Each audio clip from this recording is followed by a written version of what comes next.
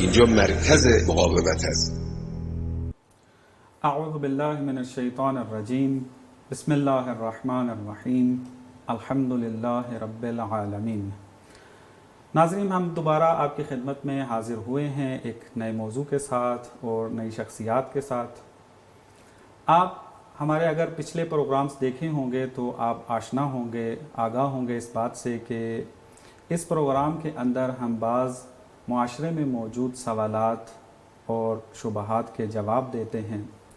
آج کل چونکہ کرونا وائرس کی وجہ سے جو حالات بنے ہوئے ہیں، جیسا کہ پچھلے پروگرام میں بھی آپ کی خدمت میں عرض کیا تھا کہ اس کی وجہ سے بہت سارے سوالات اٹھے اور بعض اوقات اٹھائے بھی گئے اور دین کے اوپر اٹیک کرنے کی بھی کوشش کی گئی.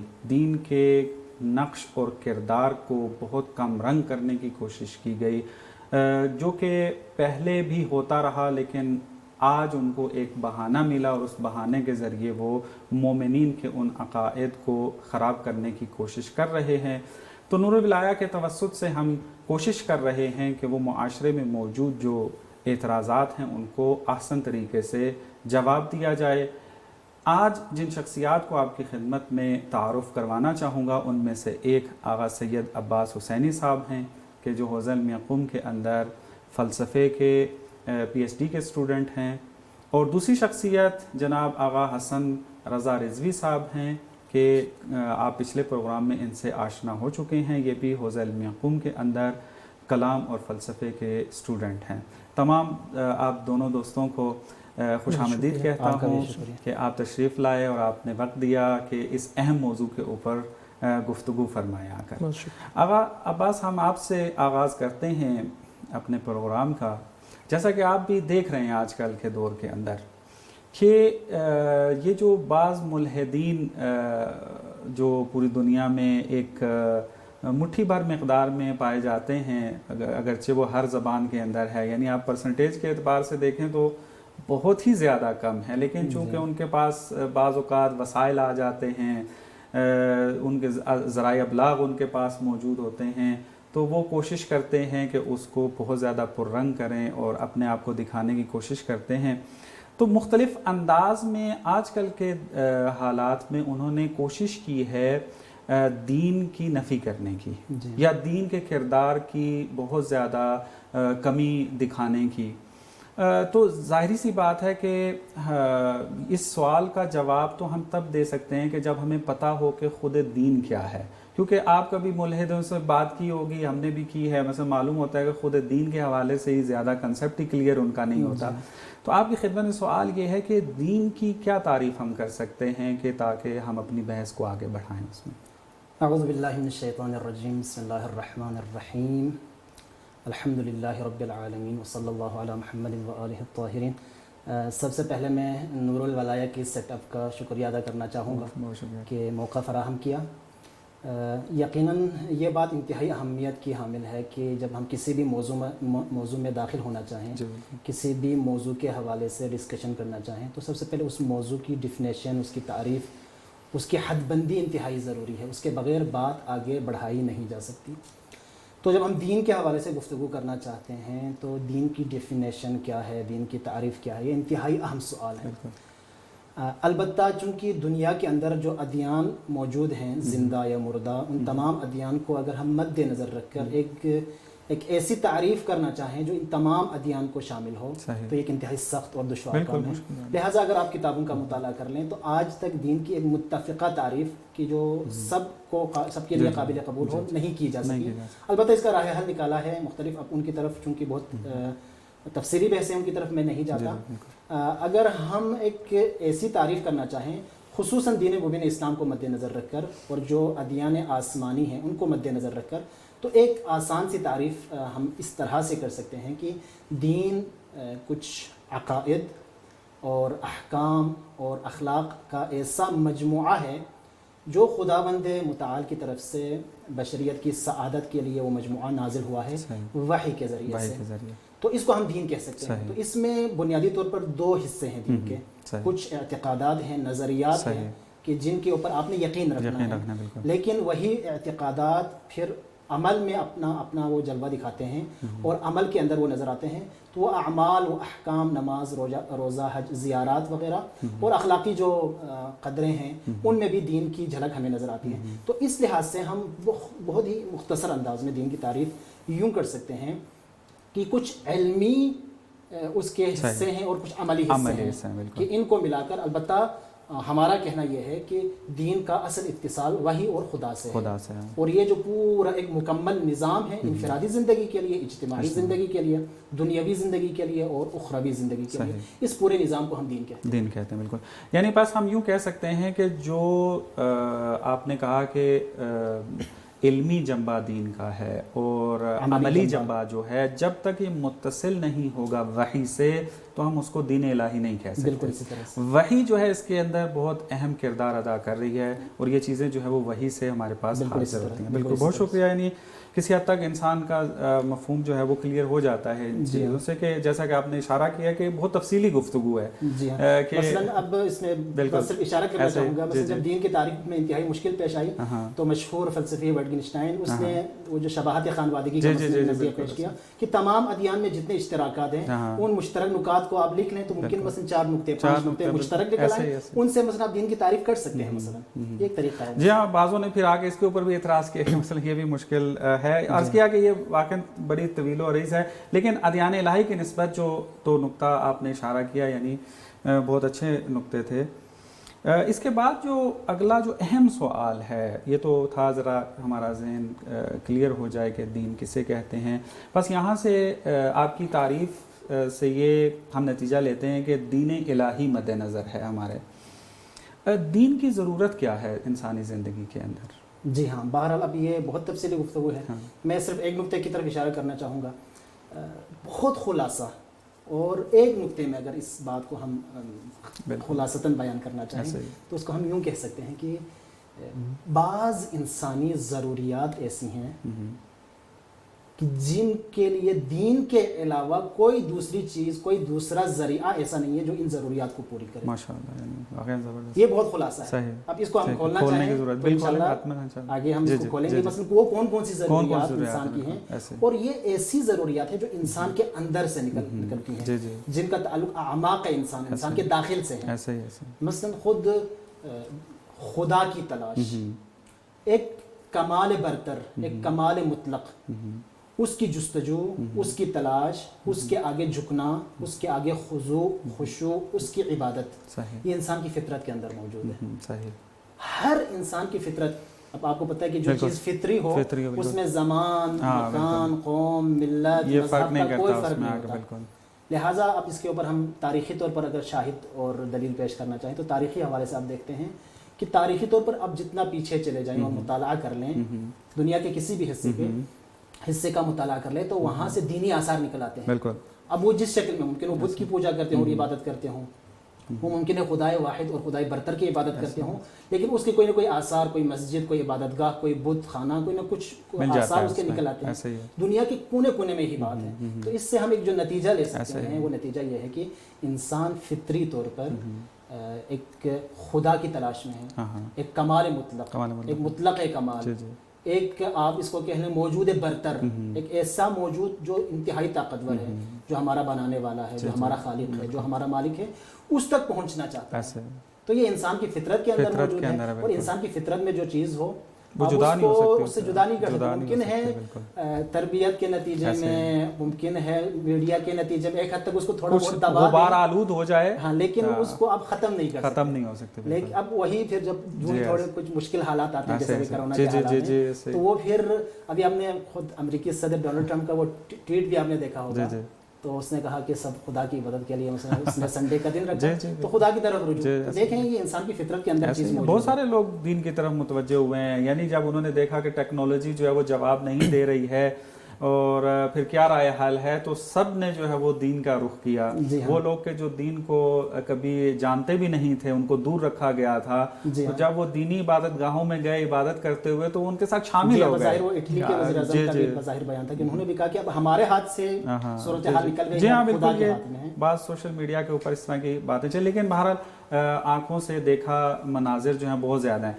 दीन फितरी के हवाले से आपकी इस बात से मतलब मुझे याद आया, एक किताब में मुताला किया था, बहुत अच्छा इशारा किया उसने कि तहकीक करके देख ली है कि हमें बशरियत की तारीख जितनी भी मिल सकी है दीन से खाली नहीं मिली। बिल्कुल, यानी वाकई ये इस दीन की अहमियत पे दलालत कर रही होती है इस बात में। और फिर वही आप वाली बात, ऐसा नहीं कि एक बंदा, एक फर्द, दो फर्द, एक मुआशरा, एक खास जबान वालों ने इस तरफ मसलन रुजू किया, दीन की तरफ रुजू किया। दुनिया के हर हिस्से, हर जबान, हर कौम, हर मिल्लत के लोगों ने दीन की तरफ रुजू किया। अब यकीनी सी बात है इतने सारे लोग बिल्कुल ऐसे बिल्कुल भाई वाकई बिल्कुल ठीक है आपकी ऐसी बात कि फितरी होने की अलामत हम यही करार दे सकते हैं कि अगर पूरी बशरियत के अंदर एक मुश्तरका हाजत मौजूद हो तो समझ जाएं कि ये फितरी है।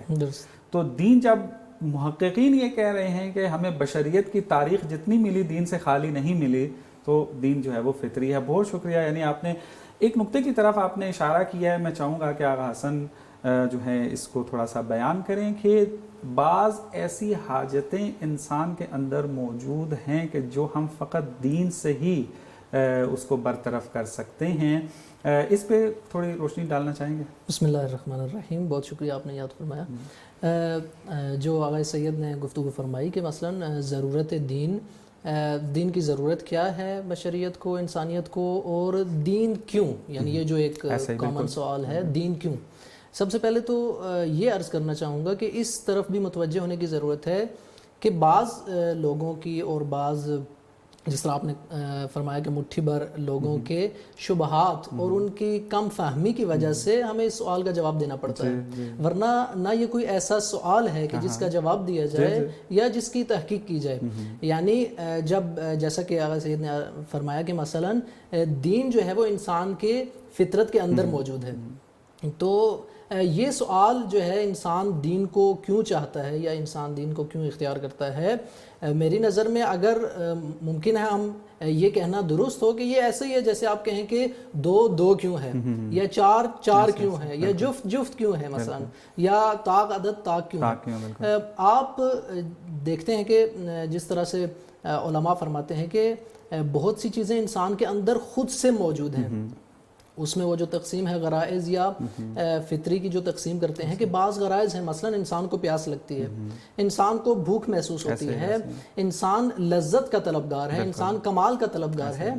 अब ये चीज़ें जिनमें से बाज़ गराइज़ हैं और बाज़ फितरी चीज़ें हैं, इनका दरअसल और हकीकत में ये कहना दुरुस्त होगा कि इनका सवाल करना बनता नहीं है। इनका सवाल एक क्यों कहना गलत है। जी हाँ, क्यों फितरी चीज़ के बारे में। जिस तरह से इंसान ये नहीं कहता कि मैं इंसान क्यों हूँ, या जिस तरह से ये नहीं कहता कि मुझे भूख क्यों लगती है, मुझे प्यास क्यों लगती है, जिस तरह से वो अपनी इन चीज़ों को अपने अंदर अपने वजूद का हिस्सा समझता है, हक ये है कि वो इस दीन को भी अपने वजूद का हिस्सा समझे।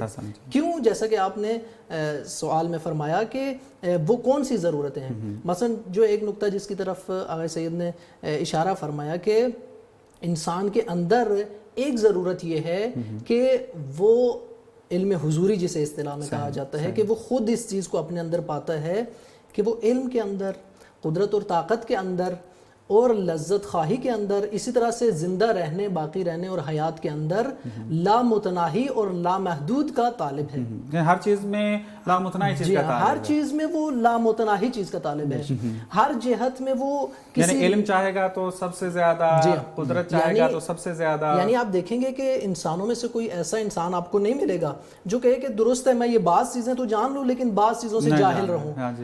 हर इंसान की चाहत ये होगी कि मैं हर चीज़ को जानूँ, या मसलन उसके ज़मीर में या उसके अंदर ये ख्वाहिश कभी नहीं होगी कि मैं बाज़ चीज़ों को कर पाऊँ लेकिन बाज़ चीज़ों को ना कर पाऊँ, बाज़ पे कादिर हूँ और बाज़ से आजिज़ हूँ। लिहाजा इंसान इल्म मुतलक, कमाल मुतलक, इसी तरह से दाइमी और अबदी और जावेदानी हयात और ज़िंदगी, इसी तरह से हकीकी और लामुतनाही लज्जत के پیچھے ہے اور انسان اس سے محبت کرتا ہے اور اس کے آگے وہ خضوع دکھاتا ہے اور اس کے آگے وہ خود جھک جاتا ہے. یعنی آپ دیکھیں عام طور پر اگر میرے سامنے، آپ کے سامنے یا کسی بھی شخص کے سامنے کوئی ایسا شخص آئے کہ اسے یہ معلوم ہو کہ یہ علم میں مجھ سے زیادہ ہے یا یہ قدرت میں مجھ سے زیادہ ہے، تو مختلف جہات میں وہ اس کے آگے عاجزی اور انکساری دکھاتا ہے.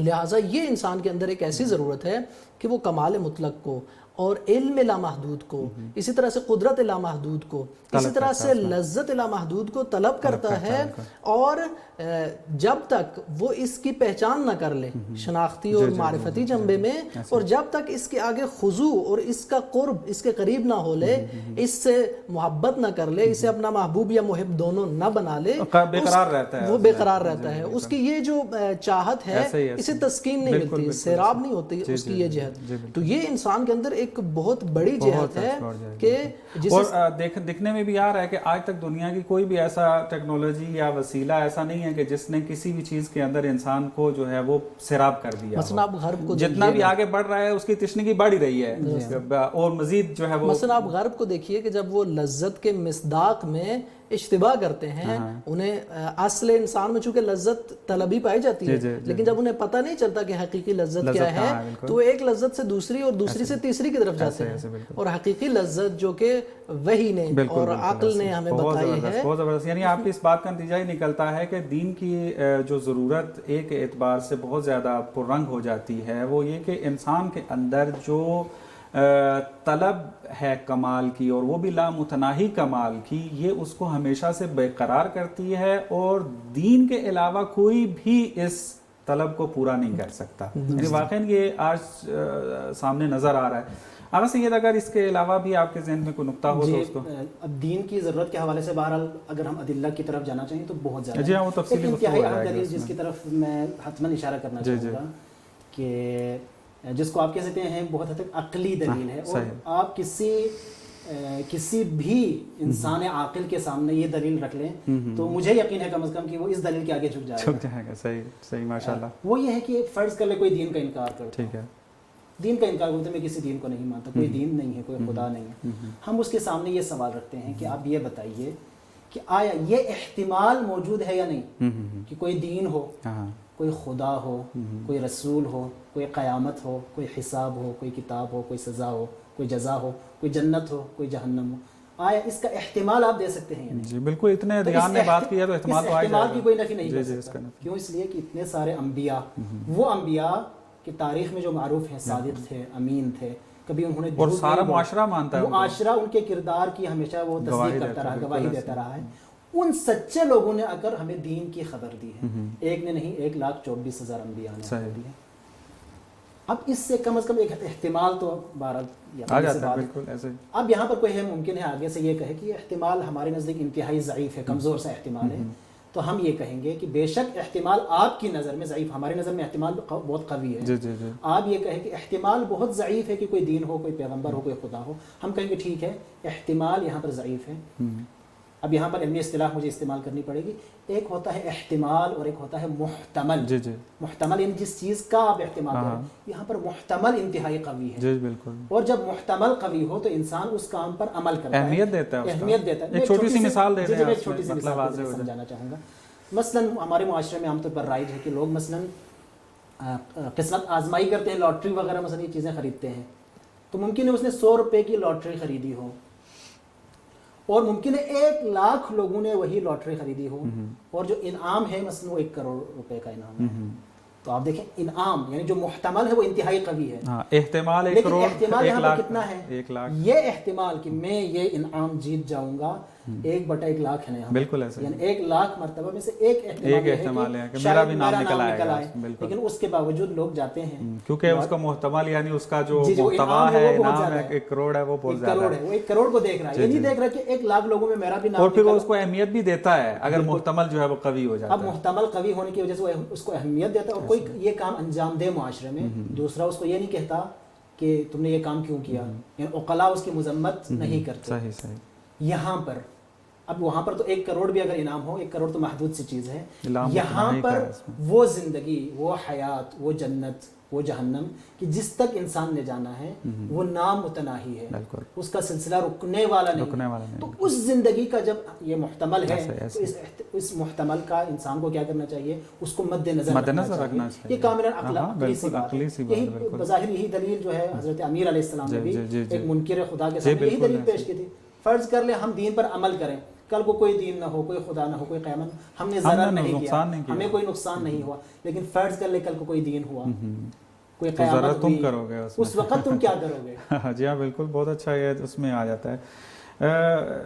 بہت اچھی گفتگو رہی ہماری اس کے اندر۔ تو ایک سوال یہاں پر اگلا یہ آ جاتا ہے کہ چلیں دین کی ضرورت ہمیں سمجھ میں آ گئی کہ دین ضروری ایک امر ہے، لیکن اس دین کا معاشرتی اور اجتماعی بھی کوئی کردار پایا جاتا ہے، یہ کیسے آپ اس کو ثابت کریں گے؟ جی یقیناً ہمارا جو نظریہ ہے اس نظریے کے مطابق دین کا جو عمل ہے، دین کا جو کردار ہے، وہ صرف انفرادی زندگی میں نہیں بلکہ اجتماعی زندگی میں بھی، یعنی ہم دین کو اجتماعی زندگی سے، دین کو سیاست سے، دین کو اقتصاد سے، دین کو اخلاقیات سے جدا نہیں سمجھتے۔ اب یہ بھی بہرحال بہت مفصل موضوع ہے، اتنے کم وقت میں ہم گفتگو نہیں کر سکتے، مختصر سے اشارہ کرنا چاہیں تو ہم یوں کہہ سکتے ہیں کہ یقیناً جب انسان اس دنیا میں آ کر زندگی گزارتا ہے تو معاشرے میں زندگی گزارنا انسان کی مجبوری ہے۔ عام طور پر لوگ معاشرے میں ہی زندگی گزارتا ہے، یہ ایک انسان کی مجبوری ہے، بالکل ایسے۔ جب معاشرے میں جب انسان زندگی گزارتا ہے تو اس معاشرے کے لیے کچھ قوانین ہونے چاہیے، اس کے کچھ قواعد ہونے چاہیے۔ کیوں؟ اس لیے معذرت چاہوں گا، ایک لائیو کال آ گئی ہے تو وہ لیتے ہیں، پھر اس کے بعد۔ السلام علیکم۔ جی وعلیکم السلام۔ جی اپنا سوال پیش کریں۔ جی میں یہ پوچھنا چاہ رہا تھا کہ میں کی تکلیف کرتا ہوں تو کیا میرے پہ آواز واضح نہیں ہے۔ میں جو ہوں وہ کسی اور مشترک کی تکلیف کرتا ہوں، کیا میرے لیے ولی فقیہ کی تکلیف کرنا واجب ہے؟ خوب، یہ سوال ہے آپ کا فقط؟ جی شکریہ۔ اوکے، مختصر ایک سطر میں اس کا جواب دے دیتے ہیں۔ اب ہمارے موضوع سے بہت زیادہ اس کا ربط نہیں ہے، لیکن جواب یہ ہے کہ ضروری نہیں ہے، تقلید کرنا ضروری نہیں ہے۔ تقلید جو انفرادی احکام ہے، اگر حکم ولائی آ جائے وہ ایک الگ سی بات ہے، ورنہ عام طور پر آپ جس مجتہد کو عالم سمجھتے ہیں اسی کی تقلید یعنی اگر ہم فقہی اعتبار سے دیکھیں تو ایک مرجعیت کا جو نظام ہے، ہر کوئی اپنے مرجع کی بات مانے گا، اس کے لیے معیار جو ہے عالمیت، وہ کسے عالم سمجھتا ہے۔ لیکن جب اجتماعی اور سیاسی اور اس اعتبار کی بات آ جاتی ہے تو ظاہری بات ہے اس وقت تو ولی امر مسلمین جو ہیں وہ عالمیت ان کی ثابت شدہ ہے، وہ نہ صرف ان مقلدین پر بلکہ خود مجتہدین کے اوپر بھی جو ہے ان کی اطاعت واجب ہو جاتی ہے، چونکہ ان کا جو سابقہ ہے، تجربہ ہے جو ان کا اتنا زیادہ۔ تو بہرحال مطلب واضح ہے کہ جتنے بھی یہ سیاست اور ولایت اور ان سے مربوط بحثیں ہیں اس میں ولی فقی کی طرف رجوع کریں گے۔ باقی فقہی جو ہمارا ایک نظام چل رہا ہے اس میں وہ ہر کوئی اپنے مرجع کی طرف جو ہے وہ رجوع کرے گا فقہی احکام میں، اپنے فردی احکام میں۔ تو اپنی بات کو آگے بڑھاتے ہیں۔ جی میں بیان یہ کر رہا تھا کہ اجتماعی زندگی انسان کی مجبوری ہے، اس اجتماعی زندگی میں جب انسان ہو تو وہاں کچھ قوانین کا ہونا ضروری ہے۔ کیوں؟ اس لیے کہ اگر قوانین نہ ہو معاشرے میں تو وہاں حرج مرج لازم آئے گا، کیونکہ انسان ہمیشہ اپنے لیے زیادہ حصہ چاہتا ہے۔ انسان کا جو حب نفس ہے اس کی وجہ سے انسان ہمیشہ اپنے لیے زیادہ چاہتا ہے اور دوسروں کے اوپر ظلم کرتا ہے۔ ان تمام مظالم کو، ان تمام برائیوں کو روکنے کے لیے قوانین ضروری ہے، کوئی بھی عاقل اس کا انکار نہیں کر سکتا۔ اسی وجہ سے کوئی بھی معاشرہ میں بغیر قانون کے نظر نہیں آتا ہے۔ جی ہاں۔ اب سوال یہاں پر بنیادی سوال جو پیدا ہوتا ہے وہ یہ ہے کہ قانون کون بنائے؟ تو اس میں بنیادی طور پر ہماری نظر میں یہ ہے کہ جو قانون بنانے والا ہے، جو قانون لکھنے والا ہے، اس میں کم سے کم بنیادی طور پر دو شرطیں ہیں۔ پہلی شرط یہ ہے کہ وہ جس کے لیے قانون لکھ رہا ہے، یہاں پر انسانوں کے لیے قانون لکھ رہا ہے، تو انسانوں کی حقیقت، اس کی تمام ضروریات، اس کے وجود کے جو جتنے بھی ابعاد ہیں، حصے ہیں، ان سب سے وہ مکمل طور پر آگاہی رکھتا ہو، ورنہ وہ جو قانون بنائے گا وہ ناقص بنائے گا۔ اور دوسری بات یہ ہے کہ جب وہ قانون بنا رہا ہو تو وہ اس طرح سے ہو کہ وہ اپنے لیے زیادہ حصہ نہ چاہے، یعنی اپنا نفع نہ دیکھ رہا، اپنا نفع نقصان نہ دیکھے، ورنہ کیا ہوگا، وہ قانون کا رخ اپنی طرف موڑ لے گا، جس طرح سے ہم کو معاشرے میں ہوتا ہے۔ تو آپ ہمیں بتائیے کہ اس دنیا میں خداوند متعال کی ذات کے علاوہ. البتہ یہ ساری باتیں میں اس لیے کر رہا ہوں کہ ہم ان تمام باتوں کو بعد میں ثابت بھی کریں گے. مثلا خود خدا کے وجود کو ثابت کریں گے. خداوند متعال کی ذات کے علاوہ کون اور کوئی دوسرا وجود ہے جو انسان کی تمام ضرورتوں کو بھی جانتا ہو اور اس کا اپنے ذاتی کوئی نفع. بالکل آپ کی اس کی تائید کے اندر ہی دیکھ لیں جتنی بھی انسان کے بارے میں تحقیقات آئی ہیں انہوں نے واضح طور پہ لکھا ہے کہ انسان ایک ناشناختہ موجود ہے. یعنی اقرار کر لیتے ہیں کہ انسان کو ابھی تک پہچانا نہیں گیا اور نہ پہچان سکتا ہے. سید نے فرمایا کہ مثلا ہر زندگی کے ہر شعبے میں ہم نے خدا کو دیکھنا ہے. تو آپ سیاست میں دیکھ لیں تو کون کون سا نظام نہیں ہے جو آپ نے آزما نہیں لیا. اقتصاد میں آپ نے کون کون سا نظام اور بعض بندے یہی کہتے ہیں, میں آپ کی بات کی تعریف کروں گا, بات آگے بڑھائیں گے, کہ بعض کہتے ہیں کہ جی بشر کا کام ہے قانون بنانا. تو بشر نے جو قانون بنائے وہ تو ہم نے پوری تاریخ میں دیکھ لیا ہے کہ کیسے قانون بنے. وہ ساروں کے سامنے یا سرمایہ داری نظام سامنے آیا یا مارکسزم جو ہے وہ سامنے آئی, یا مثلا تعلیمی نظام کے اندر بھی دیکھا کہ کوئی بھی جامع نظام نہیں دے سکے. جی جبکہ وحی کا جو پیغام ہے وہ ہمیشہ ابدی پیغام ہے. اس میں کوئی نقص, اس میں کوئی کمی نہیں ہے. وہ ایک جامع نظام ہے. آج سے اگر 1400 سال پہلے وہ وحی کا جو پیغام آیا ہے وہ قیامت تک کے لیے کارآمد ہے. تو اس میں دیکھ لیں وہ ہمارے خالق کی طرف سے ہے, ہمارے مالک کی طرف سے ہے, تو وہ بہتر جانتا ہے کہ میں نے جو وجود بنایا ہے اس وجود کی ضروریات کیا ہے اور اس کے لیے قانون کیسا ہونا چاہیے. آج آپ اگر مثلا زندہ مثالیں لیں تو آج جب آپ کرائسس کا مقابلہ کر رہے ہیں, ایک عالمی بحران کا مقابلہ کر رہے ہیں, تو آپ دیکھ لیں کہ جہاں پر جس معاشرے پر دینی اقدار غالب اور حاکم ہیں وہاں دیکھیے کیسی صورت ہے. بالکل اچھا رب دیا آپ نے اس کا کہ ہم اگر اسی ترقی یافتہ ممالک کی طرف رجوع کرتے ہیں کیا حالت ہے. دیکھیے کہ بعض ممالک کے خود جو بڑے بڑے وزراء ہیں مثلا بعض اوقات خودکشی کر رہے ہیں, جیسے کہ آپ نے خبر سنی گی, یا لوگ اسلحہ خرید رہے ہیں. لیکن جہاں پر دین حاکم ہے وہاں دیکھیں کہ وہ شخص اپنا آدھا کھانا اٹھا کر دوسرے کو دے رہا ہے. بالکل بالکل. ایک مرتبہ ہوتا ہے کہ دیندار طبقہ موجود ہے, ایک مرتبہ ہے کہ دیندار طبقے کے ہوتے ہوتے دین حاکم بھی ہے. تو آپ دیکھیں کتنا, یعنی واقعا آپ کی بات کی تائید میں کہ کتنا پرسکون ماحول ہے یہاں پر. نہ یہاں پہ ہرج و مرج لازم آیا, نہ یہاں پہ کوئی چیزیں چوری ہوئی, نہ اسلحہ خریدا گیا, نہ کوئی. یعنی میں نے ایک ویڈیو دیکھی, ایک بچی جو 4 یا 5 سال کی ہے اور اس کے والد اور والدہ دونوں ڈاکٹرز ہیں, اور وہ کہا یہ جا رہا ہے کہ 35 دن سے وہ ہاسپٹل میں تھے صبح شام, جیسے کہ کرونا کی صورتحال ہے.